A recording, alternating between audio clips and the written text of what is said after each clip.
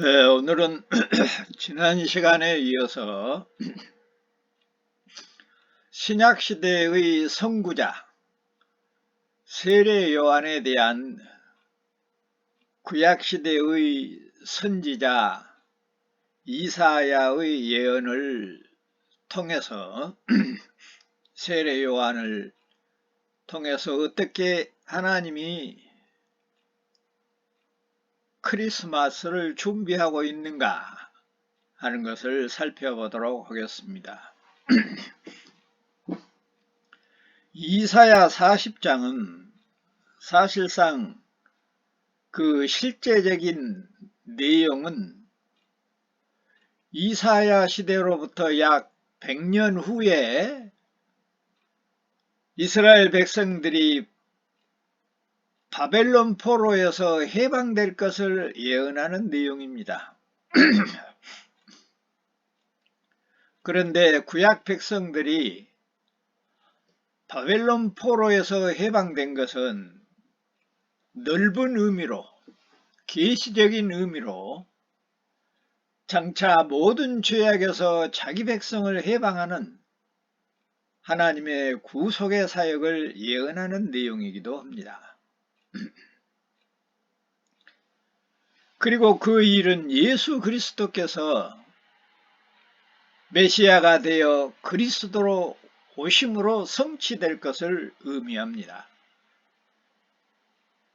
그런데 이런 깊은 의미가 있는 이사야 40장을 세례 요한의 허리에 있는 전도자들이 외칠 내용이라고 해석하는 이유는 예수 그리스도께서 메시아로 오셔서 자기 백성을 저희 죄에서 구원하기 위해 오시기 바로 직전에 세례 요한이 광야에서 외치는 자의 소리가 되어 구속을 성취하실 예수 그리스도를 소개하고 많은 사람들을 자기 제자들까지라도 예수 그리스도에게로 인도하고 있기 때문입니다.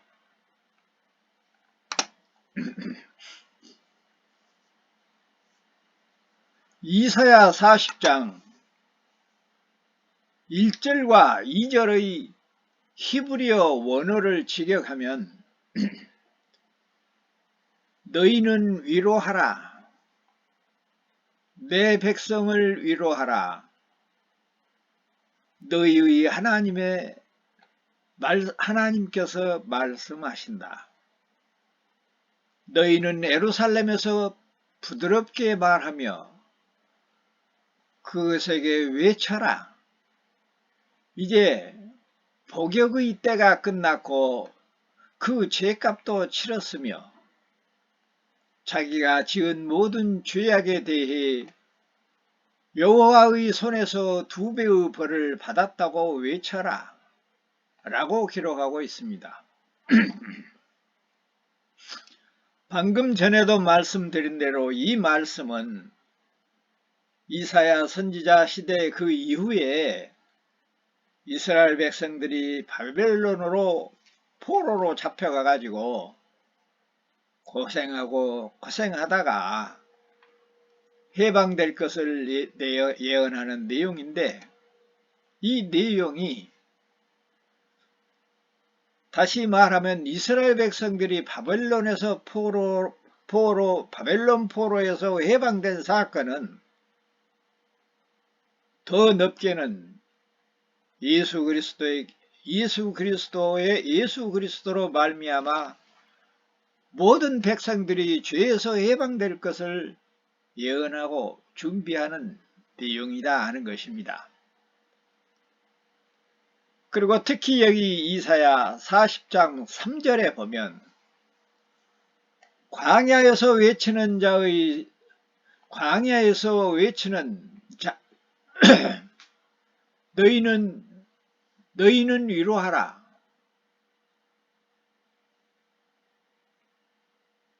광야에서 외치는 자의 소리여 너희는 여호와의 길을 깨끗이 하라. 사막에서 우리 하나님의 대로를 판판하게 하라 이렇게 되어 있어요. 히브리어 원어를 보면 콜에 바미파르 파누 데레크 예호와 야쉐르 바야라바 메시라 로 엘로헤누라고 되어 있습니다. 직역을 하면 한 소리가 외친다. 이사야 40장 3절 직역합니다. 너희는 광야에서 여호와의 길을 닦으라. 사막에서 우리 하나님을 위한 큰 길을 곧게 내어라. 이사야 40장 1절과 5절을 계속해서 번역하면 모든 골짜기는 높여지고 모든 산과 언덕이 낮아지며 고르지 않는 땅은 고르게 하고 되고 울퉁불퉁한 곳이 평평하게 될 것이라. 여호와의 영광이 나타날 것이며 모든 사람이 다 함께 그것을 볼 것이다. 여호와의 입이 말씀하셨다. 이렇게 되어 있습니다. 복음 전하는 일을 마치 왕이 지나가게 하기 위해서 길을 편편하게 하는 것과 같다는 이야기입니다. 한 50년 전 제가 어렸을 때 시골에서 살 때만 해도요. 군수나 도지사나 이런 사람들이 지방 순시를 가끔 하거든요. 그때 되면은 면장이요. 동네 이장들을 불러다가 몇월 며칠 날 도지사 또는 군수가 오니까 울력을 하자. 도로를 비가 오고 눈이 오고 농로에 도로가 파이다가 보면은 울퉁불퉁하거든요. 그걸 도지사나 군수가 타고 다니는 차가 잘 사고 나지 않고 다니도록 편편하게 하는 것을 말합니다.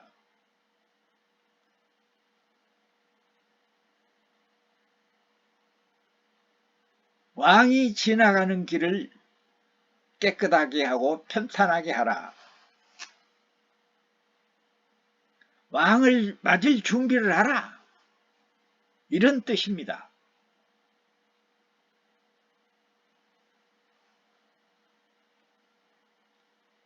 하나님이 땅에 내려온 일은 예수 그리스도의 성탄절 말고는 없습니다. 사실상. 예수 그리스도께서 하나님이 예수 그리스도의 이름으로 이 땅에 오심으로 말미암아 왕 중의 왕으로서 이 땅에 오심으로 말미암아 세례 요한이 많은 사람들에게 그분을 소개하고 그분에게 사람들을 인도하는 것은 마치 왕이 지나가기 위해서 길을 편편하게 하는 것이다. 그래서 이사야 40장을 세례 요한의 사역을 예언하는 것으로 해석하는 것이 세례 요한은 스스로 광야에서 외치는 자가 되고 예수 그리스도를 소개하고 있기 때문에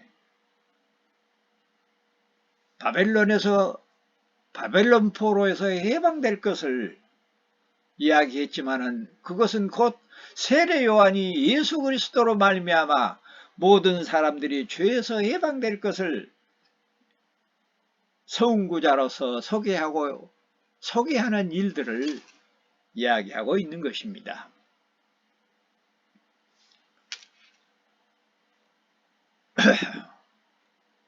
그래서 여기 여호와의 길을 깨끗이 하고 평탄케 하라는 말은 구속주로 오실 우리의 왕 예수 그리스도로 메시아를 이 그리스도 메시아를 맞을 마음의 준비를 하라는 뜻입니다. 그 소식을 전하는 사람들이 광야에서 외치는 소리며 전도자들을 의미합니다. 신약에서는 세례 요한이 그 일을 가장 먼저 한 사람이죠. 그런 점에서 세례 요한은 구약의 마지막 선지자요, 신약의 첫 번째 선지자요, 선구자요, 전도자인 겁니다. 그러니까 구약의 선지자이면서 신약의 선구자인 전도자인 사람은 성경 전체를 통해서 세례 요한밖에 없습니다. 세례 요한이 하나님에게 굉장히 크게 사용된 사람이지요. 그런데도 그는 예수 그리스도에게 묻혀서 자기 스스로도 나는 지는 해요. 내 뒤에 오실 분은 뜰해고, 자기는 물로 세례를 주지만은 그분은 성령으로 세례를 주고, 자기는 엎드려서 예수님의 신발끈을 묶을 자격도 없는 사람이라고 그렇게 자기를 스스로 묻히고 낮아지는 것을 볼 수 있습니다.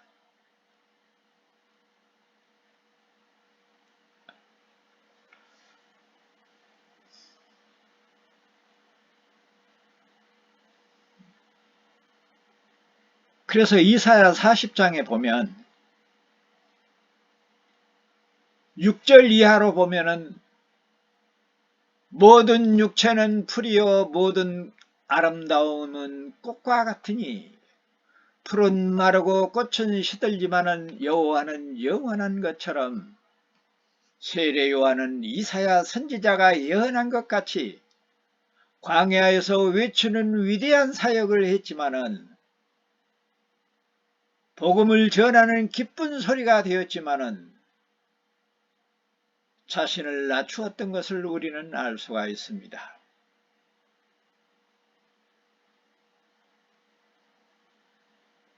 구약 성경에서 청차올 메시아 예수 그리스도를 제외하고는 구약 성경의 한 장을, 예를 들어서 이사야 40장 한 장을 할애해서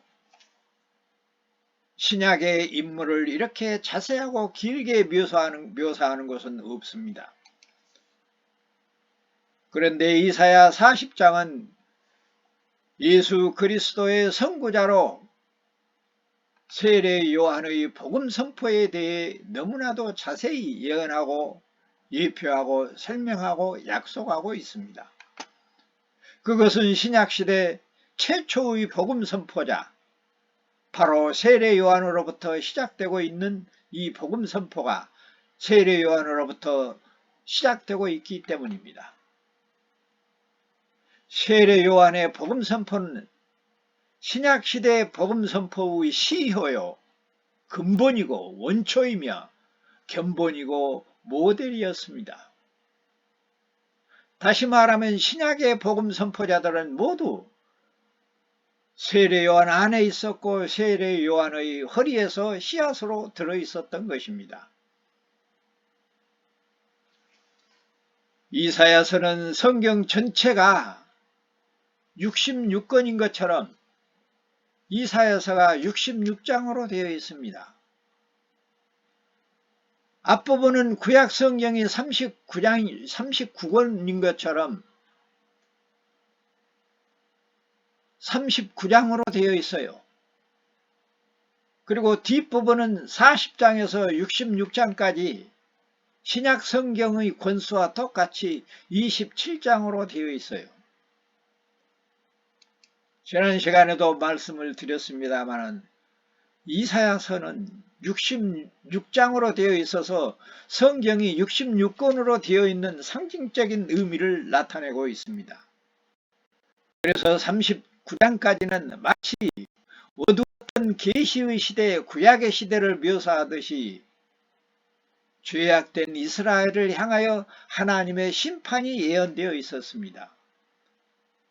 그런데 40장 이후 66장까지 모두 27장은 심판으로부터 회복되는 위로의 장으로 계시와 은혜가 충만히 밝아오는 신약시대를 묘사하는데, 그 신약시대의 첫 출발은 이 40장에서 세례 요한의 이야기를 하고 있다는 거예요.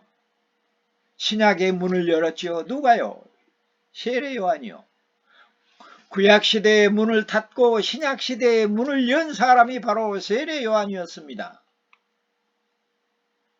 신약시대의 첫 관문에서 첫 관문을 예언하는 이 이사야 40장은 세례 요한의 이야기로 시작됩니다. 그러므로 이사야 40장을 바르게 이해하려면 세례 요한의 사역을 바르게 이해하게 되는 것입니다. 세례 요한을 통해서 드러내고자 하는 크리스마스의 의미를 잘 이해할 수가 있습니다. 어떻게 하면? 이사야 40장을 잘 이해하면. 그러므로 그 내용이 좀 길고 많습니다만은 이사야 40장을 간단하게 요약하여 살펴보도록 하겠습니다. 이처럼 내용이 길고 많은 것은 세례 요한을 통해 드러나는 크리스마스의 의미가 예수 그리스도로 완성될 크리스마스 바로 직전에 예비된 자로서 크리스마스이기 때문이며 가장 밝고 확실하고 많이 소개되어 있다는 것입니다. 자, 그러면 이사야 40장 1절부터 끝까지 요점을 요약하면 1절로 2절에서는 구세주의 오심으로 죄에서 해방될 것을 예언합니다. 구세주가 오심으로 죄에서 해방될 기쁜 소식을 전하는 것이 1절, 2절이에요. 3절, 5절에서는 그 사실을 전할 세례 요한과 그 뒤를 이어 봉사할 모든 전도자들에게 소리치고 외치라고 권합니다. 아까 우리가 보았던 대로 이사야 40장에 보면은 단수로 말하지 않고 복수로 말해요. 너희는 외치라, 너는 외치라 그러지 않고 너희는 외치라 이렇게 이야기하고 있어요. 그래서 세례 요한과 더불어 세례 요한의 허리에 들어있는 모든 전도자들을 향하여 말하고 있는 것과 같습니다. 6절로 11절에서는요.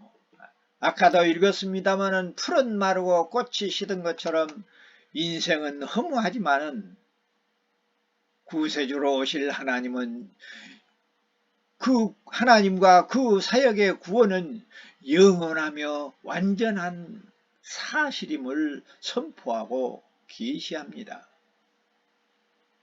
12절로 17절에서는 누가 손바닥으로 바닷물을 헤아렸으며 손뼘으로 하늘을 지었으며 땅에 티끌을 되에 담아 보았으며 안진병이 저울로 산을 달아보고 추 달린 저울로 작은 산들을 달아본 사람이 있느냐? 아무도 없다. 그러나 구세주로 오신 분은 그러한 천지 만물을 지으신, 그리고 통치하신, 그리고 그들을 구원하고 심판하실 전능하시며 전지전능하신 분이라고, 뿐만 아니라 계시지 않는 것이 없는 무소부재하신 분이라고 선포하고 있습니다. 이사야 40장 18절로 26절에는 우상은 장인이 부어서 만들어지지만은, 그리고 금방 썩어질 것들이지만은 구세주로 오실 분은 스스로 자존하시며 영원 불변하신 신이라고 선포하고 있습니다. 이사야 40장 27절로 마지막 31절까지는 야곱아, 달리 말하면 예수를 그리스도로 믿는 자들아, 네가 어찌하여 낙심을 하느냐? 여호와 예수님을 앙망하는 자는 새 힘을 얻어 독수리의 날개치며 올라간 같이 최후의 승리자가 될 것이라고 정언하고 선포하라고 계시하고 있습니다.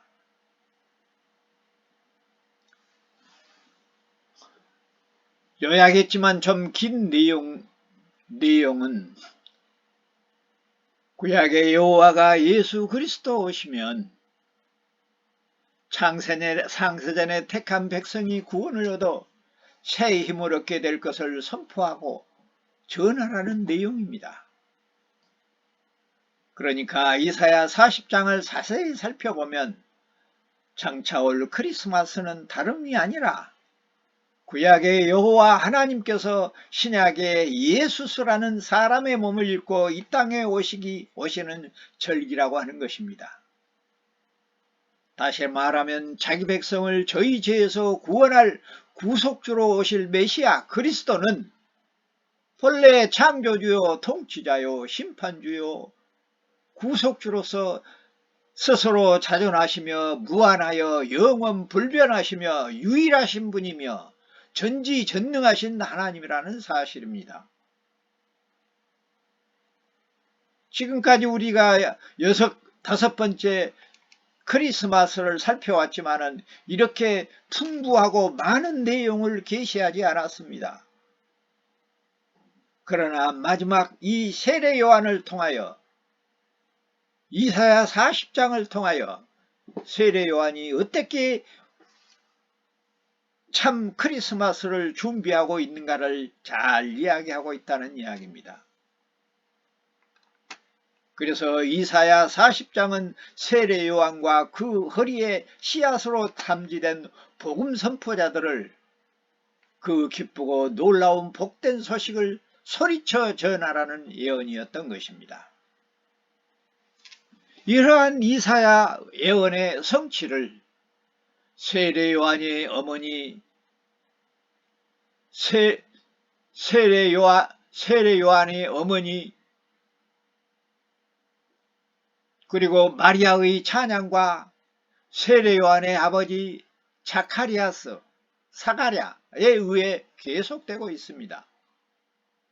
누가복음 1장 46절부터 56절까지 보면 마리아의 찬송에 의해서 57절부터 66장까지는 세례 요한의 탄생으로 이웃과 온 가족이 즐거워했으며 이 소식을 들은 사람들은 다 기뻐하며 장례를 기대했습니다. 그리고 누가복음 1장 67절부터 80절까지 세례 요한의 아버지 자카리아스의 예언이 거의 이사야의 예언을 방불하게 소개되고 있습니다. 누가복음 1장 37절부터 80절까지 자카리아스의 예언은 다음과 같습니다. 우리말 번역을 참고하면 그 붙인 사가랴가 성령의 충만함을 받아 예언을 하여 이르되 찬송하리로다 이스라엘의 하나님이여 그 백성을 돌아보사 속량하시며 우리를 위하여 구원의 뿔을 그 종 다윗의 집에 일으키었으니 이것은 주께서 예로부터 거룩한 선지자의 입으로 말씀하신 바와 같이 우리 원수에게서와 우리를 미워하는 모든 자의 손에서 구원하시는 일이라.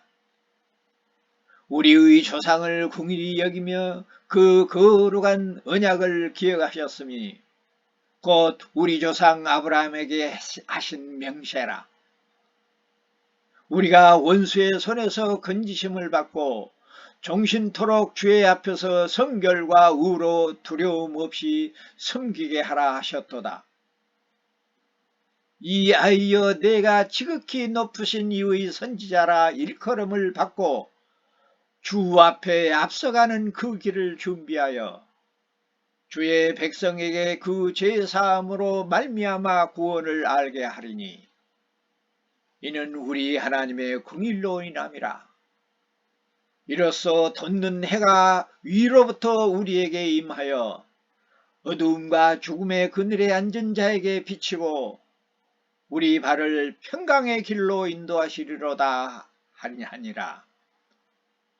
마지막 80절에 보니까 아이가 자라며 심령이 강하여지며 이스라엘에게 나타난 날까지 빈들에 있으니라. 이렇게 세례 요한의 아버지도 세례 요한을 탄생을 세례 요한의 출생을 하나님께 찬양하는 내용이 있습니다.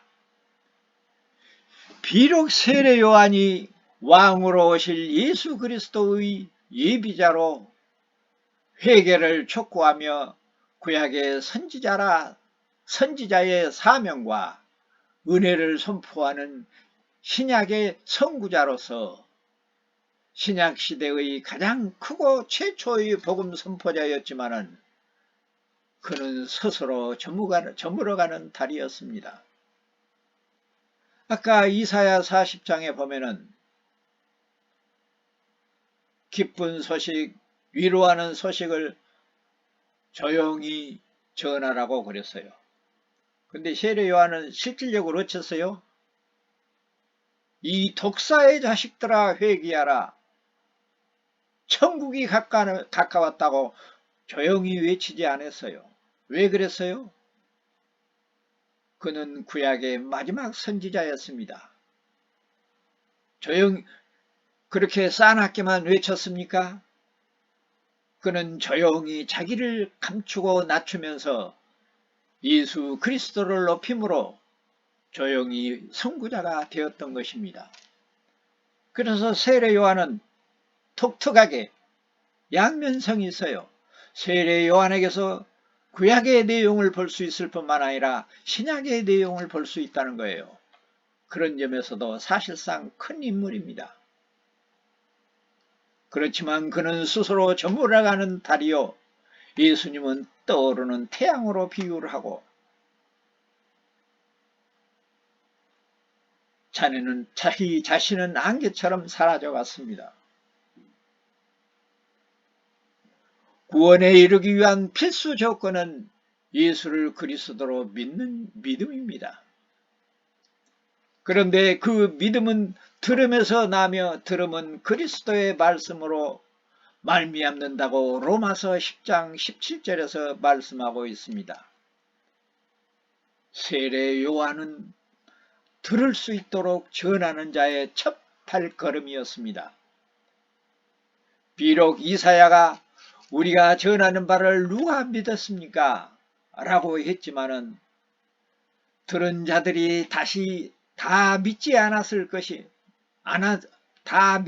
것이 아니고 그 중에도 들은 자가 있어서 지금까지 복음이 전해져 그 소리가 온 땅에 퍼졌고 그 말씀이 땅끝까지 이르렀다고 로마서 10장 18절에서 말씀하시므로 비록 복음을 전할 때 결실이 없어서 낙심하고 우리처럼 교인 수가 적을 때 얼마나 큰 낙심이 있지만은 우리의 입에서 나오는 그 씨앗에 유튜브로 인터넷으로 퍼져나가 온 세상을 뒤집어 풀 수 있는 복음으로 변화시킬 수 있는 능력을 우리에게 부여하고 있다는 말씀입니다. 그러므로 비록 복음을 전할 때에 결실이 없어 낙심할 때도 있지만 그 중에서도 우리가 알지 못하는 사람들이 듣고 구원에 이르게 하신다는 하나님의 일하심을 깨달아야 한다는 것입니다. 비록 우리가 하는 일은 씨앗처럼 적어도 그것을 키우시는 분은 하나님이시라. 나와 여러분도 세례 요한의 허리에 있을 때부터 복음의 사역자로 부름을 받았으니 눈앞에 보이는 결과만 보고 낙심하지 말고 열심히 복음을 전해야 한다는 사실을 깨달아야 할 것입니다. 그래서 하나님은 우리 강주 요나 교회의 구성원이 사람들의 눈에는 비록 작게 보일지라도 인터넷이나 유튜브, 매스미디어를 통해서 세계에서 가장 큰 예배당을 가지고 있는 교회 못지않게 복음 사역을 열중하고 열중하게 하셨으니 자긍심을 가지고 감사와 찬송과 연보로 충성해야 할 것입니다. 그런 점에서 우리의 예배당은 인터넷이요, 우리의 성도는 세계 만민이라 할 수 있을 것입니다. 다른 많은 교회들은 장막터를 넓히자, 금년에는 몇 명을 모이게 하자, 몇 명을 전도하자, 예배당을 짓자, 이런 구호를 내걸고 이런 슬로건으로 교회를 운행하지만은 우리는 시작부터 20년 전부터, 아니 30년 전부터 세계를 향하여, 그리고 교회는 우리 교회뿐만 아니라 내 교회뿐만 아니라 세계 만방에 있는 모든 교회가 하나님의 교회요, 우리의 교회요, 한 교회인 것을 바르게 깨닫고 알았으며, 그때부터 우리의 복음은 세계 만방에 퍼져나갔던 것입니다. 그러므로 나와 여러분은 이 시대의 세례 요한이 된 것입니다. 이 놀라운 은혜가 나와 여러분뿐만 아니라 사랑하는 우리의 부모, 형제와 남편과 아내와 자녀들과 자손 대대로 임하기를 성부와 성자와 성령의 이름으로 축원합니다. 아멘.